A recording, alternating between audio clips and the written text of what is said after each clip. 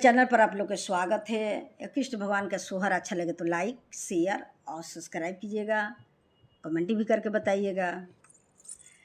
भादो के राहुए नारिया कीजे ला के भी तरिया कीजे ला के भी तरिया नु हो ललना देवकी जी बनली महा तरिया की कृष्णा जी जा नमले तो कृष्णा जी जा नमले नु हो ए ललना देवकी जी बनली महा तरिया की कृष्णा जी जा नमले की कृष्णा जी जा नमले नु हो। मनवा में सोचस देवकी मैया की जानो जानी भैया की जानो जानी भैया नु हो ए ललना सुझे नाही ये कहूँ पैया की जिया घब रैले की जिया घब रैले नु हो ए ललना सुझे नाही ये कहूँ पैया की जिया घब रैले की जिया घब रैले नु हो। वासुदेव के लागल बारा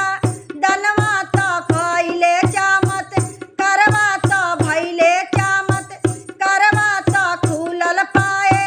करवा नु हो ए ललना खुल गईले सातोरे के मरवा पहरुओ सूती गईले पहरुओ सूती गईले नु हो ए ललना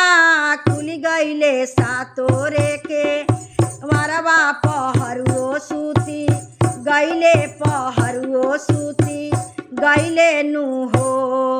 मत पर कन्हैया के उठवले उहाँ से चली भैले उहाँ से चली भैले की नंदा घरे गईले नु हो ए ललना होरिला के छोरी ओही घरवा बेटी के लेके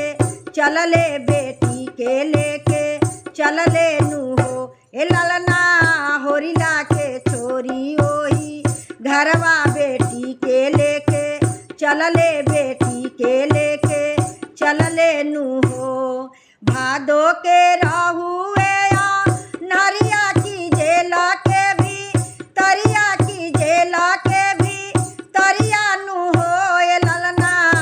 देवकी जी बनली महा